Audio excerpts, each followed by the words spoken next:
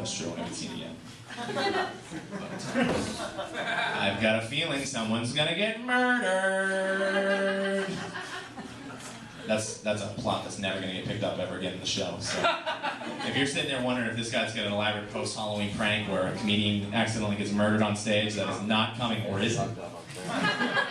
It's called The Art of Misdirection. We do Tuesday nights magic shows here, ladies and gentlemen.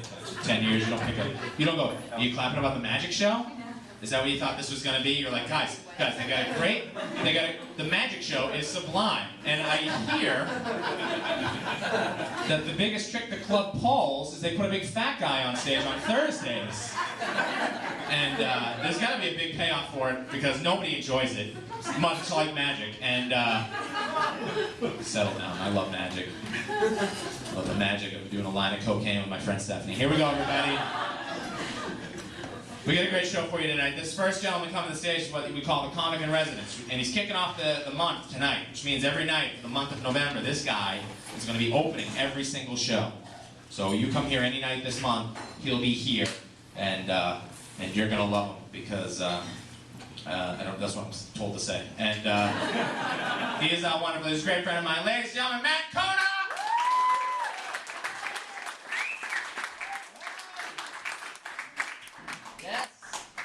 I am the comic in residence because they thought that I could use a residence. Some people think I look like a homeless person. I don't see it. I think I look more like a cool ex-skateboarder that doesn't live anywhere. Or a local nomad. Maybe an intern at a lighthouse. Working my way up to the top. But there are certain advantages of looking like a homeless guy. Like, I can get away with things that regular people can't get away with and should not attempt for safety reasons. Like, I could go up to a girl who's with her big, strong-looking boyfriend in the bus and say, "You look pretty." Nobody minds. Sometimes they'll give me $1 to get off that bus. I'll take that $1. The best is you can joke around with other, actual homeless people. And there's a classic inside joke amongst the homeless. So, classic outside joke. Where one will go up to the other and say, "Pardon me, do you have any Grey Poupon?" And they'll laugh, because that ad was on television back when they had homes. But not anymore. I do watch a lot of television because it's typically the only thing on TV. And I'm a bit of a news junkie, especially lately. I can just watch MSNBC, CNN, all day long on my television, and then unplug it and sell it for heroin.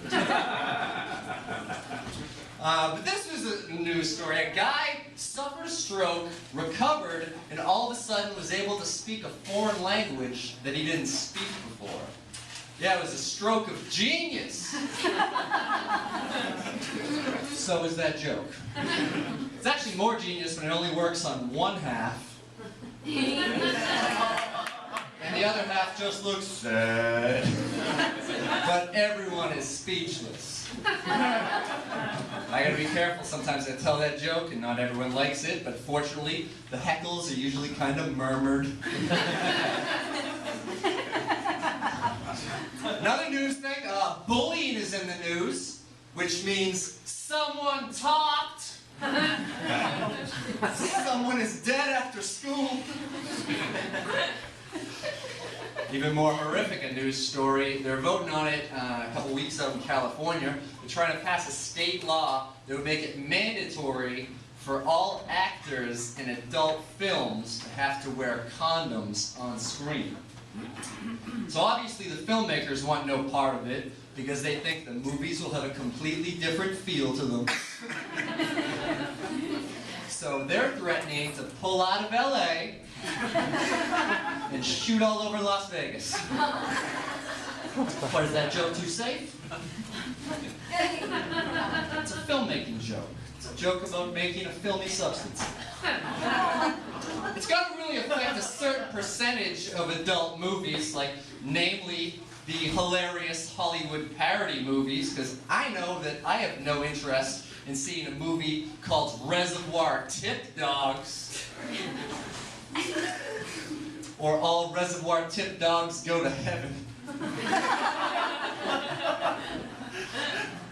In that same vein, meaning the vein of a dick, visiting my old hometown and clearing out my mother's place, and she has a cassette tape of the Red Hot Chili Peppers, Blood Sugar Sex Magic, which I don't know what you think of it as an album, but it's a great tape that was used as a prank on housewives in the 90s, with one catchy radio hit that sent a really vulgar pornographic tape into minivans nationwide. And there's one song near the end of it called Sir Psycho Sexy. And one of the lyrics of the song says, "There's a devil in my dick and a demon in my semen." Which has got to be one of the funkiest ways to tell someone that you have AIDS. And you've got it under a bridge downtown. You're giving it away now. I'm a vegan, which I don't ordinarily have to explain what that is to people in Cambridge, but sometimes people need an explanation because they'll confuse it for other things, like vegetarian or homosexual. And it's slightly different. Sometimes it's different. It means you don't eat meat, you don't eat dairy products, and you don't make sense to the rest of your family. That's 100% true. I remember the first time I went out to eat with my dad. Thought we could go somewhere we would both enjoy. They had their own vegetarian menu. Looking at it, gets item number 3. It's a tuna salad. Like, oh, they think it's vegetarian because of what it's surrounded by. That would be like if the third item under their seafood menu was a pork sandwich just because the pig drowned. So I thought I'd play it safe and order a veggie burger, because I can do that nowadays, because it's the 90s and they sell them everywhere. Granted, that's a flashback. It's not really the 90s. It just kind of looks that way on my body. The annoying thing about veggie burgers is they're not always made vegan. Sometimes they'll have cheese, or egg whites, or fur coats and leather jackets. Michael Vick Comeback Player of the Year trophies. That's harmful to animals and that expired in 2010. So I asked the waitress, turns out it was vegan, so she walks away, and my dad just looks at me disappointed in my life choices. He says, "You know, you used to love cheeseburgers." Because it was windy. I just looked at my dad and I was like, "You know, you used to love Mom."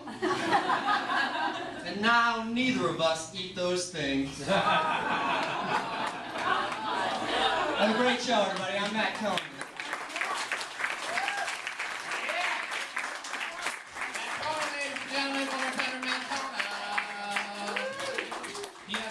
He has a podcast that we called Comics Coming Up.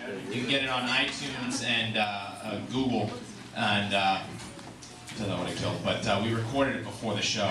So if you ever were wondering, because you guys are all huge fans, what I do before the show, it's you can hear it, and it's not pretty. And I just talked about all the guys in the crowd that I'm intimidated by, and a lot of them tonight. This is good. I like to build a whole lot of goodwill, let Matt ride that wave, and then bring it crashing down. Just a fucking wave, and it's over.